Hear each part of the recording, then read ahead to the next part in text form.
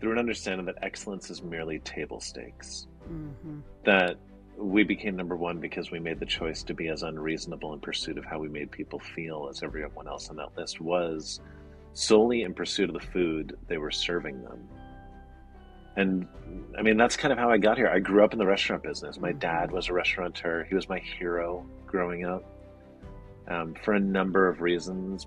Most notably, my mom got sick when I was a kid, became a quadriplegic, and the way my dad cared for her, never feeling bad for himself, Mm-hmm. working restaurant hours and still being a good dad to me. I was in awe of him. And honestly, I would have wanted to do whatever he did for a living. Had he been a plumber, I would be a plumber right now. Yeah. Oh, wow.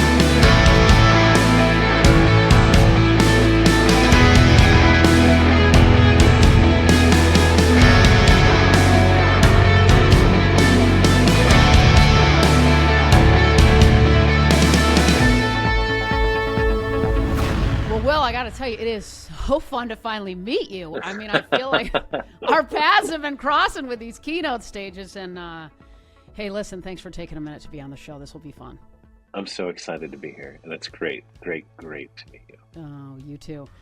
Unreasonable hospitality. I mean, like the movie Jerry Maguire, you had me at hello. I believe in this. I love this. But maybe just for those of you who aren't, or, for those who aren't familiar, rewind this tape a little bit about how we got here, how you got here with what I believe is a remarkable book and an incredible way of life that you lean into.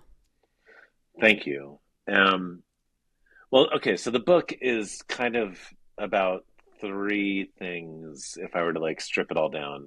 One, my thesis that I don't care what you do for a living, you can make the choice to be in the hospitality industry simply by, well, caring as much about people as you do about the product.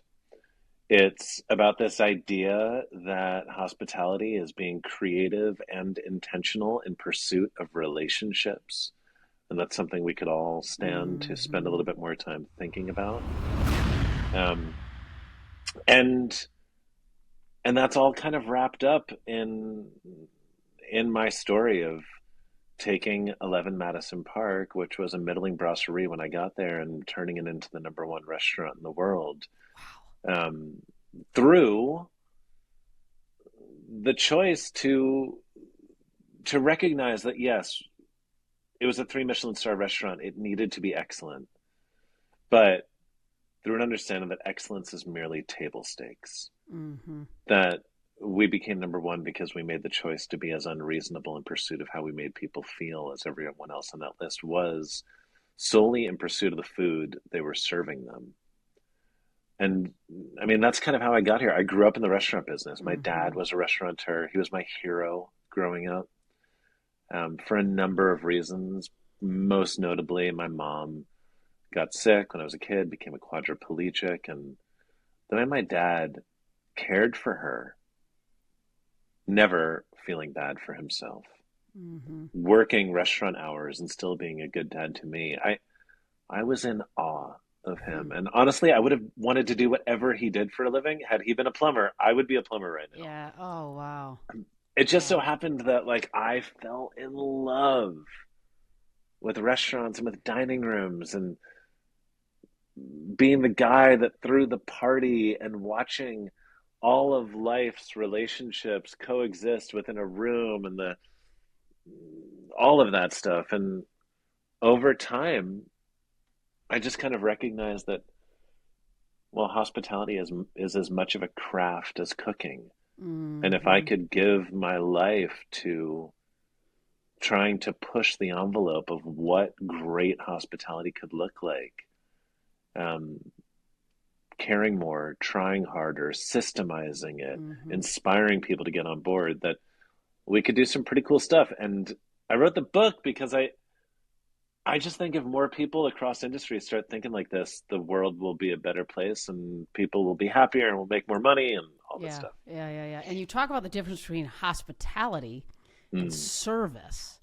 I love how you talk about that. Break that down. That's cool. Yeah, I think too many people conflate those two words as meaning the same Yeah. thing, and they are so different. And I believe the extent to which an individual or an organization understands that they are different things, well, that's kind of a pretty important first step towards embodying the stuff I talk about. Service is the thing that you do. It's a part of the product. In my world, it's giving the right plate of food to the right person within the right amount of time. Mm-hmm. Hospitality is how you make people feel when you do that thing. I think a great way for people to understand when they're looking at things they do and trying to figure out whether they are service or hospitality. It is hospitality if in doing it, you're making the other person feel seen. Mm. Um, and the quote Cool. I use often came from a woman I interviewed years ago who I didn't end up hiring, but she said, service is black and white and hospitality is color. Mm. So tell me more about that. And I read that in the book, right? By the way, why didn't you hire her? Sounds like, I mean, she made your book. She's making podcasts. I mean, was that a oops? No, you know what it was? That was like my first restaurant, and I was in a restaurant that was like really just trying to find its way, and it wasn't very Okay. good yet, Got it. and she was just overqualified. We got her a job at the better restaurant in the Got it. company. Okay. Got it. Got it. Got it. Yeah. Got it. So, why is this? This is particularly important now, isn't it? In a world where it feels like people are moving so quickly Mm, and clipping quickly, and it gets easy, I think, sometimes unintentionally in life to get too tactical, too transactional, right?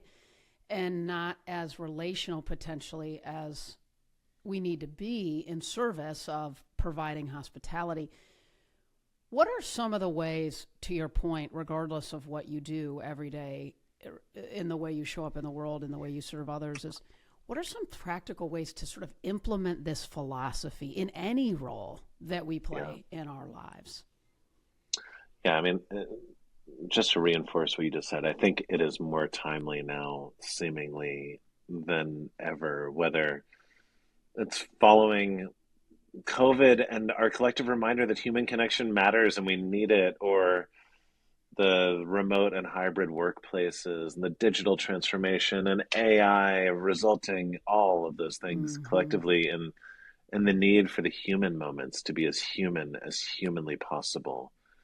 Um, in kind of the perpetual, I don't know, fracturing of relationships and political divides, hospitality is the thing that brings us back together. Sure.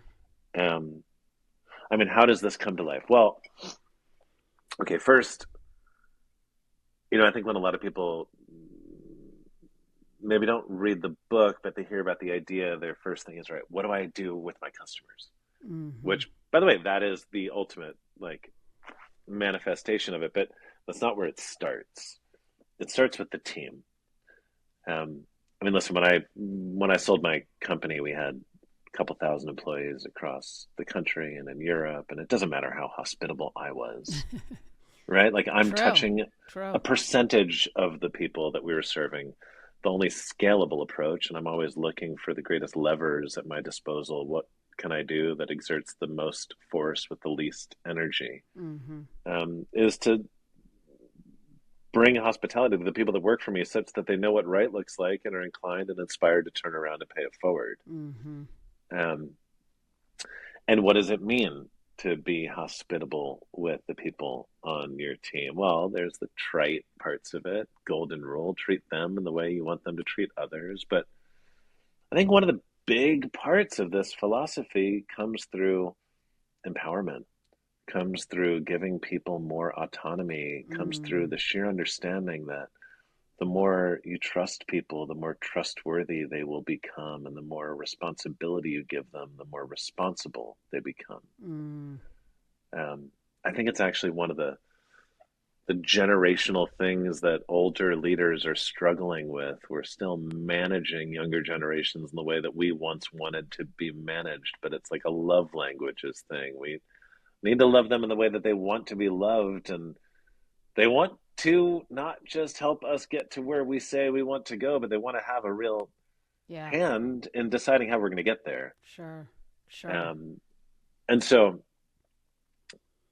I mean, there's a couple things I always ask businesses to run through, and one is like actually slowing down for long enough that you truly understand the experience you're serving, such that you can identify big and little touch points within the experience, and with a bit of creativity and intention, Mm-hmm. figure out how to make them more awesome. Mm-hmm. Mm-hmm. A second is through um, identifying simple recurring moments in your business and deciding in advance how do you want to respond every time those moments present themselves, Mm-hmm. bringing graciousness to the table in a consistent and systemized way. Mm-hmm. And then the third is once you've like gotten your team addicted to that beautiful feeling that only comes when you see the look on someone else's face when they receive a gift you're responsible for giving, Yeah. that you give them some permission and a bit of resources to bring their own creativity to the table and finding other ways to bring people joy. Mm-hmm. What when you and this will I love so much of this because for me the lens that I see so much of this through was almost 20 years as a sports agent, where you're in an industry where to get people's attention in a world where there's almost more agents than athletes to represent, right? And there's constantly people literally in the lobbies of hotels when they come home from a ball game, or I mean, it's insane. And so the biggest thing is, there's lots of ways to differentiate yourself. Of course, one being listening so much, being in their head and heart so much, being in their world so much that you can anticipate gaps in their lives, see them before they see them, solve for those and serve them in advance of them recognizing them themselves, but also potentially even their existing agent, if you're trying to recruit them, seeing them. I think it's the same in sales, in leadership. How do you tell? It's a mindset shift at some level, isn't it, Will? It's a belief system to listen deeply, be remarkably curious. Yes. And then taking that in a way that you really want to serve and connect with them at the human level. And to your point, I agree. I think it's an addictive sort of thing when you see that aha surprise, right? Where do people, start, right? So if you're a leader and you're wanting to scale it with your team, or if you're just an individual with, wow, yeah, like I actually want to sell a lot more. This probably could help me do that. Like, practically speaking, how is there a process by which you would say somebody maybe thinks about this in service of allowing it to be something that's more consistent? So I'll share a story. I wrote about this not too long ago, but I think it's a good way to start the answer to the question. I spoke at Sundance Film Festival last year, and anyone who flew anywhere in 2023 can relate to the idea that flights were delayed like constantly. Right. And my flight out there that time was like very, very delayed, like 7 hours or something. I didn't get to my hotel until 4 in the morning, and I'm in hotels a lot these days. One of my biggest pet peeves has become how long the check-in process takes these days, where I don't understand it. I'm It's with you, really man. frustrating. Yes. And so I'm walking into the hotel at 4 in the morning, just like I'd fallen asleep for the last 30 minutes of the car from the airport, just groggy and not in a great mood. Um, and rather than the process, instead, the overnight manager, the only person still working, his name was Oscar, was just standing in the lobby with his arm outstretched, holding my room key. And he said, "Mr. Guidara, welcome. You must be exhausted. Just go get some sleep. We can check in the morning." This was not a special thing for me. He only Wow. knew who I was because I was the last person to get there. I went to sleep. The next morning, I could not have been more excited to check into that hotel. I ran downstairs, checked in, ran around the hotel, found the general manager. I was like, "Dude, Oscar is unbelievable. You'll never guess what he did." Like, da da da da da da. And he goes, "Oscar's great." That had nothing to do with Oscar. I was like, "Wait, what do you mean?"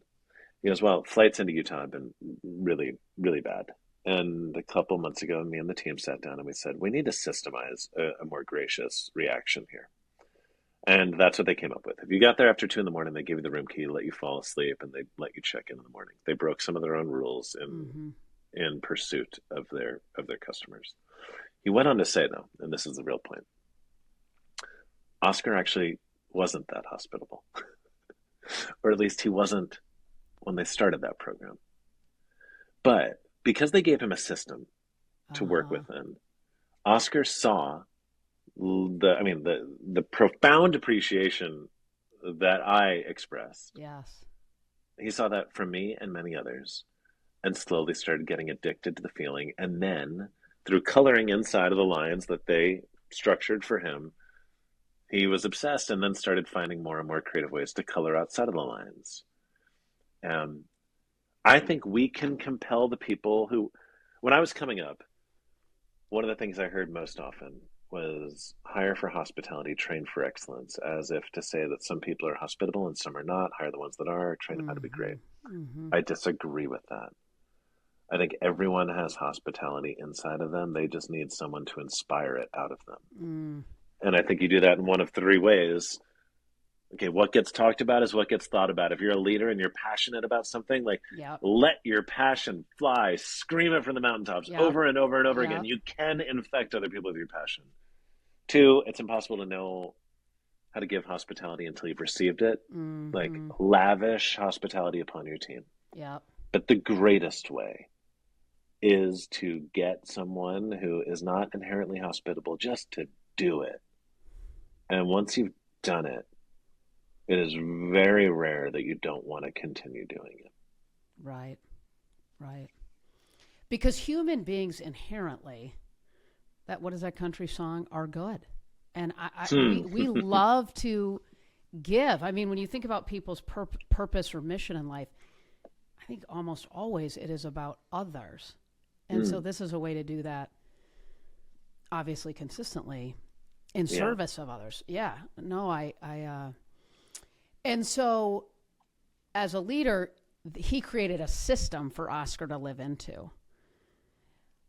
And Oscar did. You know what is so interesting? Well, I thought about you actually. This happened to me talking about hotels. It drives me insane too, right? Because I'm traveling like you a ton. And so I check into this hotel, ironically in Nashville, and I check into this hotel and I ran back down to get something, I think, and I said, "Man, is there any? Do you guys have any like a little store in the hotel? I just need to get some Advil." And the guy behind the desk was really nice, but he said, "You know, we don't. We're actually not allowed to sell any medicine, but there's a CVS around the corner. You know, it's just right out the door. Take a right." And I was going to the gym, and I was like, "Oh man, I don't have my wallet." And I mean, my head was kind of pounding, and Yes. I was like, "Dang, man!" And I was like, "Well, that's okay. I'll go work out, whatever."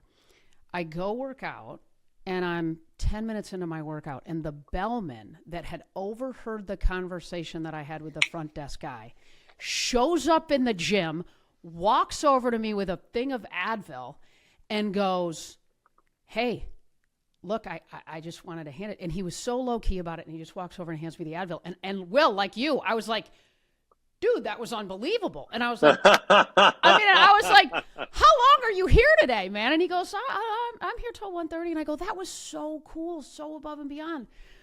So the good news is I got the Advil. The bad news is I spent $20 to get it because when I found him, I was like, "Bro, here's some thank you," you know?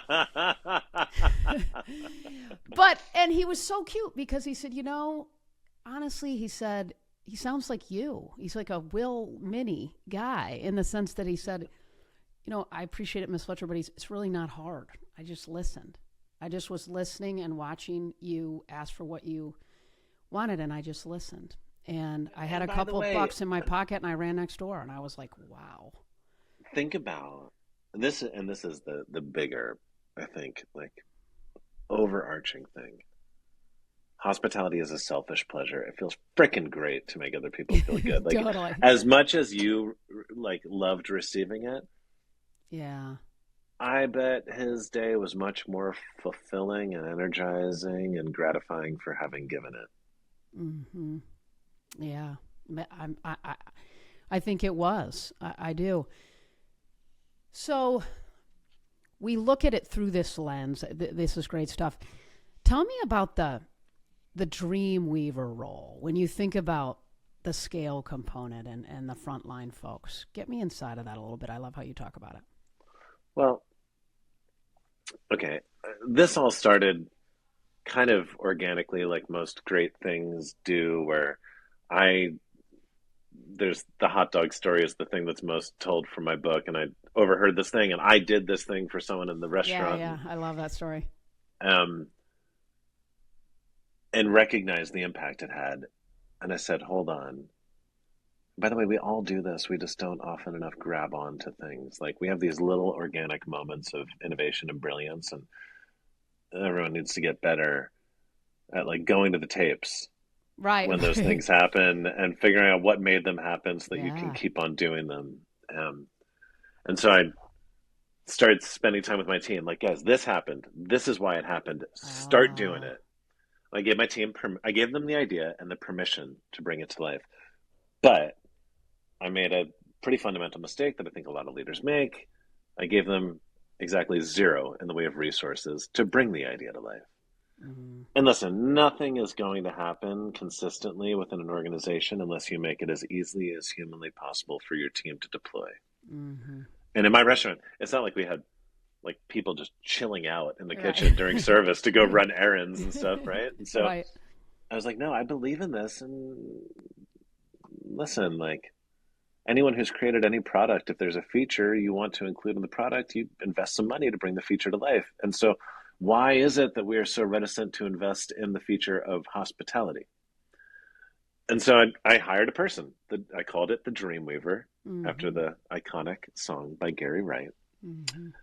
And that person's only job was just to be in the dining room without responsibilities and service and help everyone else in the team bring their ideas to life. And so, because by the way, like a lot of people have really good ideas, and if you're not the one that has to work to actually make the idea happen, you're going to make the idea happen. If you know Yeah. that, like, oh, this would be cool, but I'm so busy, I just don't have time, then you let the idea go. Right. Sure. Sure. But this person was just there, that was their job to support everyone else. And with the addition of the position, gosh, we caught fire and doing like countless gestures every night. And you know Wow. what's so wild is since this book came out, I have heard from hundreds and hundreds and hundreds of businesses across every industry you can imagine that have now added Dreamweavers to their companies. Awesome.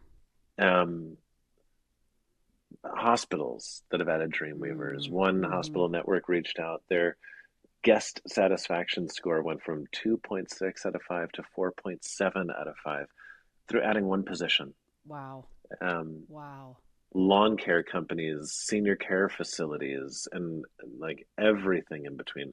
Actually, like Wow. production companies like Hollywood sets have Dreamweavers on them now. Wow. And here's the cool part where some people get it wrong is they think the Dreamweaver is responsible for the ideation and everything and they own the entire process. That's not the point. The Right. Dreamweaver is supporting it amongst the entire team. You add one position, everyone in the team starts to feel the collective gratification of trying harder, caring more, and Mm, bringing joy. wow. And so I'm thinking about this virtual world that we live in, right? So restaurants, physical, people are there, production houses, whatever. How does that look if you're what's a weaver's world look like in a virtual sort of environment? I mean, some people have done this extraordinarily well, and this is less of a Dreamweaver example. It's more of like the systemizing it into the process. I mean, I love talking about what Chewy does. Mm, Are you familiar with Chewy? I am the brand, the dog food, right? I am a little bit, but not deeply. But I know that they have raving fans, and Yeah, so like one of the things they do, which I think is remarkable, Chewy, you go on to Chewy, you set up a dog food subscription, you set mm-hmm, it up once, first of the month, your dog food arrives for the month, yeah, or whatever cadence. The thing with dogs, they are extraordinarily important parts of families that have dogs and they die, right? And right, it's crushing when they die. And sure, when that happens, the first thing you think to do is not to call and cancel the dog food subscription. And then, so invariably, a few weeks later, a bag of dog food arrives, which is hard because it obviously brings it all oh, back up again. sure, And now you need to call Chewy and be like, hey, my dog died. Can I return this and cancel the subscription? And Mm-hmm. they say, hey, we can't take the food back for health, safety, whatever, but we'll credit your account. We're not going to charge you for that bag of food. Give it away to whoever you want. Mm-hmm. Um, and then 2, 3 days later, you get flowers from Chewy saying, I'm sorry for your loss. Mm. Now, maybe that costs them $20. I don't know, Right. $25, $30, whatever it is. Dog people normally get another dog. Right. And I guarantee you, once Chewy has sent you flowers, you will never order dog food from anyone else ever again. 100%. Not to mention the fact that on a human level, if you've been selling someone dog food for years and they lose their dog, it's just the right thing to do. Sure. Sure. Totally. So I don't think it's limited to in-person interactions. I think you can do it. It's Right. just about being more thoughtful. Right. Right. You know what, Will, I'm thinking about a word that obviously is an important part of this, which is creativity. All right? The Mm, ability to be creative, the ability to listen. We talked about that a little bit on the front end. And in service of really what I'm also hearing you say, like what Chewy just did, was they got in the head and the heart of the customer. Like they really stood there and thought, yeah, wow. I mean, the food arrives. I mean, there's so many different ways to handle that, right? Okay, great. Go ahead and send it back. You're still going to be charged or don't send. I mean, you like all the things that could happen without, but instead they do what they do.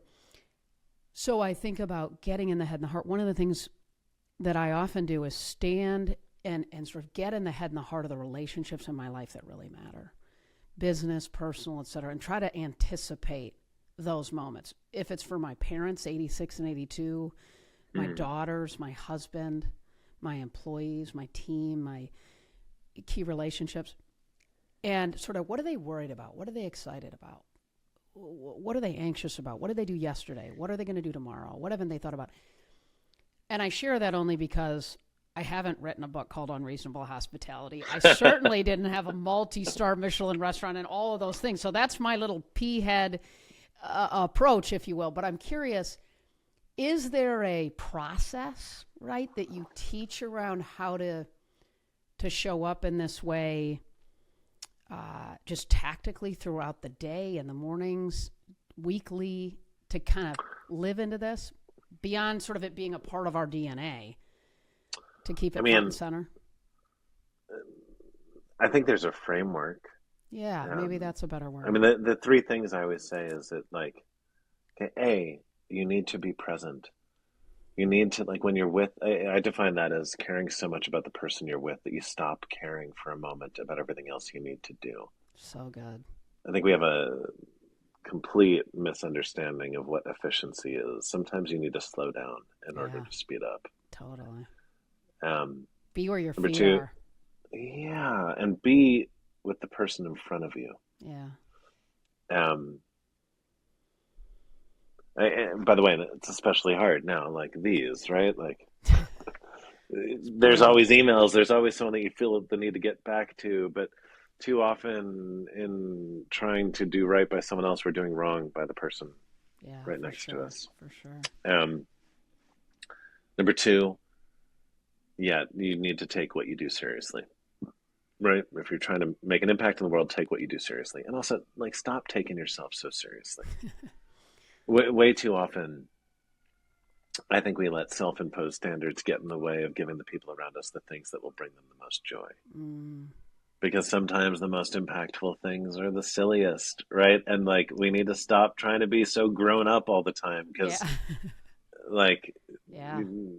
you don't need to be like connection trumps maturity, I Yeah. think. Yeah.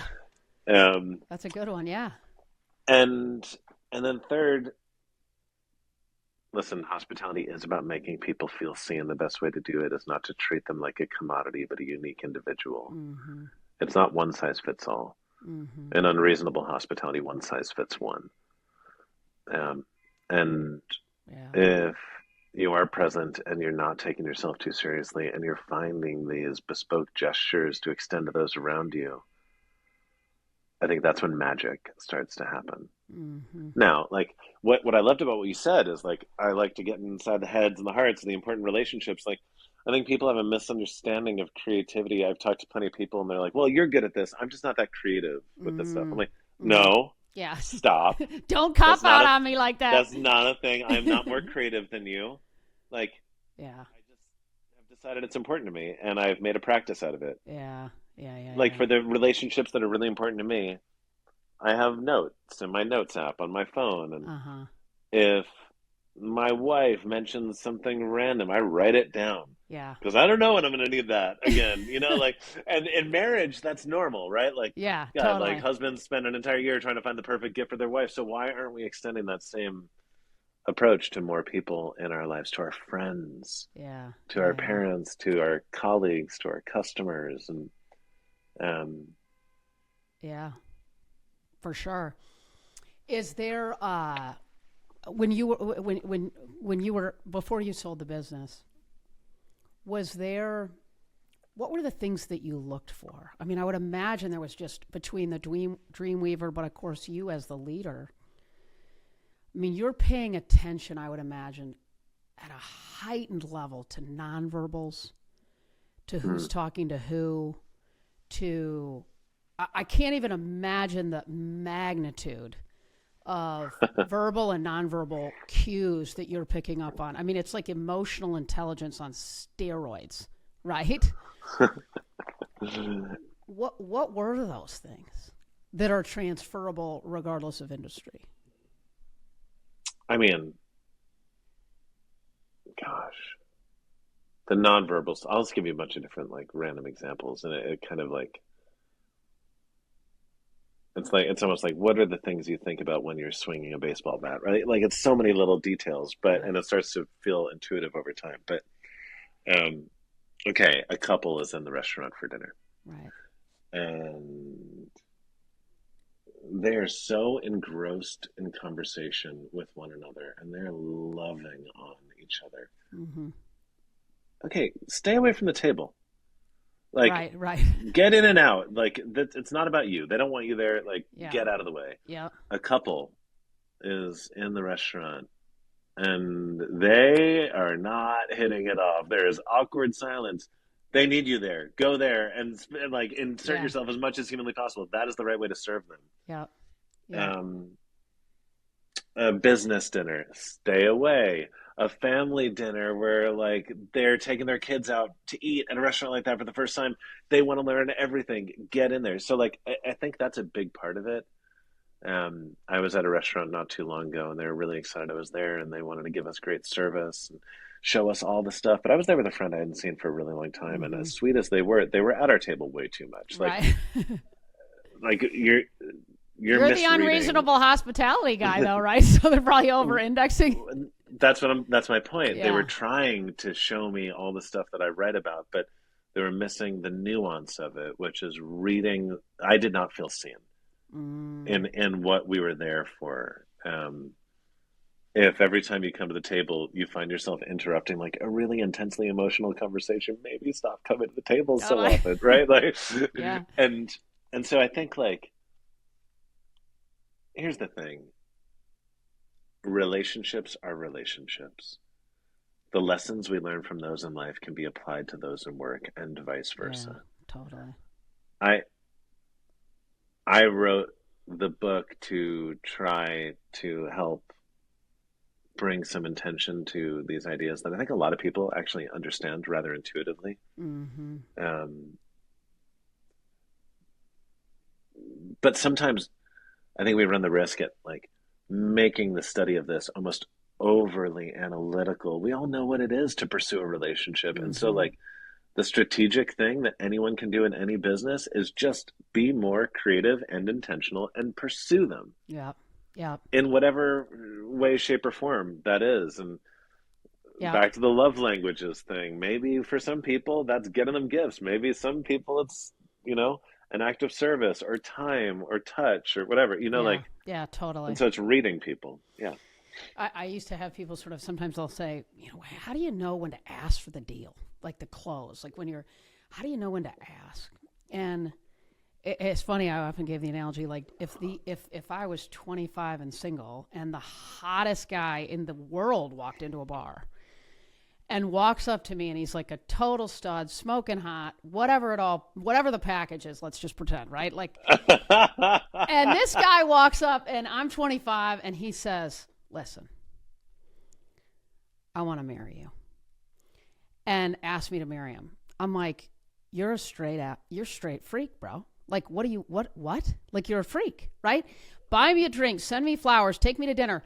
In other words, it's sort of the same as what you're describing, right? Like, no matter what, we want to be nurtured at some level, cared for. Yeah. And it's the same, right? Whether it's dating or, to your point, in business or in life. Yes. That human connection is it's huge. That simple, and it's that hard. Right. Totally. What are some of the biggest mistakes you see leaders or people make when they try to consider how to live into this approach as an organization, as a person? I think they struggle to let go of the reins. They maybe. Okay, well, let me back up before that. They love this. They want to bring it to life, but they don't have any desire to invest any money into it. And I'm not saying you need to invest a lot of money, but like nothing happens without some level of investment, right? You don't just like wave a magic wand and suddenly something starts happening consistently. You need to put at least some amount of money where your mouth is. Yeah, totally.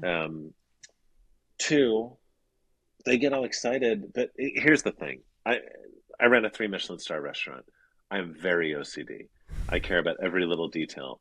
There were plenty of things that I like dictated very, very clearly exactly how they were meant to be done. Mm-hmm. And yet, I always quote Maya Angelou, people will forget what you say, they'll forget what you do, but they'll never forget how you made them feel.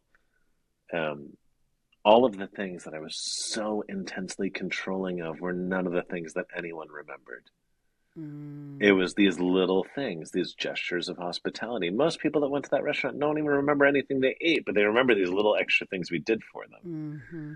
And so I'm saying, wait, the things that people are actually going to remember, let your team just run with it. Yeah. They're the ones that actually know the guest. You don't. Mm-hmm. Give them the resources and the permission, trust them, and let them ride.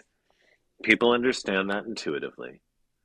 But most people who achieve some level of significant success are at least somewhere on the spectrum of controlling in order to have achieved it. And it's hard.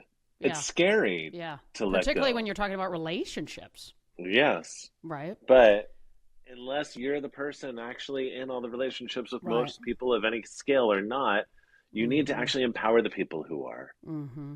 You can always tell when you call a customer service hotline, and it becomes very clear very quickly that they actually have zero decision-making authority.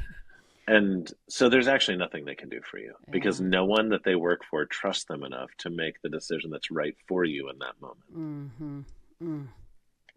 And love the people that we're letting go and run with this enough that they know they're safe if there's a hiccup. Well, yeah, by the way, when you empower that many people, you are embracing, not just accepting, embracing that they're going to get it wrong some percentage of the 100%. time. And when they do, you are there to catch them and you're going to figure it out together. 100%. Well, I love how you talk about your relationship with your dad and your admiration for him. And my dad's 86 and I still give my parents, I can't stop talking about him. So I'm glad that there's somebody else in the world that's not as old as me, but does the same. I love what your dad said. And I'd love you, believing boldly in your dreams, having big goals and speaking them out loud. I know he's been and continues to be. Tell me a little bit about the advice he gave you. We could do like a 6-hour podcast just about the advice my dad has given me. He's just remarkable. Gosh, the quotes over time. Adversity is a terrible thing to waste is something he instilled in me at an early age with everything that happened with my mom and his reaction. And it's true. He and I are close in part because of what happened with my mom. Um, One more recently, you're never too young to be a mentor, you're never too old to have a mentor, instilling this idea that we all have in us the ability to inspire, and we should always consistently be out there looking for people from whom to receive inspiration. Um, One of my favorites, when faced with a challenging decision, just ask yourself what right looks like and do that. Mm, I love that. Effectively, like, asking me to commit to a life of integrity, knowing that doing the right thing doesn't always, in the short term, mean Yeah. doing what's best for you. And yeah, he gave me a Hmm. paperweight when I was a kid, and I think that's what you're alluding to, that said, what would you attempt to do if you knew you could not fail? Not his words, but Hmm. words he passed on to me. And he's challenged me at varying intervals over the course of my life and work to ask myself that question. And whatever the most honest answer is, to just try to do that. Yeah. Yeah. Um, no, I owe an incredible amount of what I've done entirely to him and the amazing role he's played in my life. Mm. What a what a blessing. What an inspiration. It's Yeah, fantastic. So, Will, you've been generous with your time. I want to hit you with some quick rapid fire. Are you ready? let's do Feel like you're back in the kitchen or something right now. it. Favorite restaurants? Give me your top three. Goof. Um, there's a restaurant called Resdora in New York City. I believe they serve some of the best pasta in America. There's a restaurant called Canlis in Seattle, one of the best fine dining restaurants out there, full stop. And there's a restaurant called Audrey in Nashville. Mm, The chef Sean Brock, serving up just some of the most delightful, intentional, creative, and delicious Southern food. Like really celebrating like the cuisine of Appalachia, which is just remarkable. mm. What's the best meal you've ever had? I mean, my mom, I remember when she was still healthy, she used to make a bolognese and like the family recipe. And my wife recently called every one of the older women on my mom's side of the family and got all of their bolognese recipes and reverse engineered them to figure out what my mom's was. And I am once again able to eat that. And Oh, listen, at the end of the day, food, the best foods, the best dishes are always those that elicit a memory. yeah. That's so That true. will always be my favorite meal. Mm. What's the best unreasonable hospitality moment you've ever experienced? Oh, that's like picking your favorite kid. That's not possible. Oh, that's hilarious. That's yeah. I mean, there's so many. It's it. I mean, let me help you. Will it's like when your wife fill in the blank. My wife is one of the most remarkable embodiers of the Oh, stuff. My that's wife cool. is the founder of Milk Bar, and they make just cookies and cakes and pies, and she embodies it consistently in her life. But even through like little things, where when you order like on their e-commerce, if you order cakes and pies and stuff and send them to someone, it's not called like e-commerce, it's her care package business. Mm, um, she understands that dessert at the end of the day is simply a way to communicate to someone else that you care about them. yeah, that's true. I agree. All right, so the show's called Game Changer. So one last question: who or what is a game changer who inspires you and why? Mm, golly. I mean, Danny Meyer was the person from the beginning. Danny Mm, Meyer, if people don't know who that is, he was the founder of Union Square Hospitality Group, restaurants like Union Square Cafe and Gramercy Tavern and Shake Shack. He was my mm-hmm. first proper boss, my forever mentor. I think we all need heroes. We need people that we want to one day be more like. And in my business, chefs are ordinarily the famous celebrity ones. Danny Meyer was the only person that was like the famous dining room guy. Mm.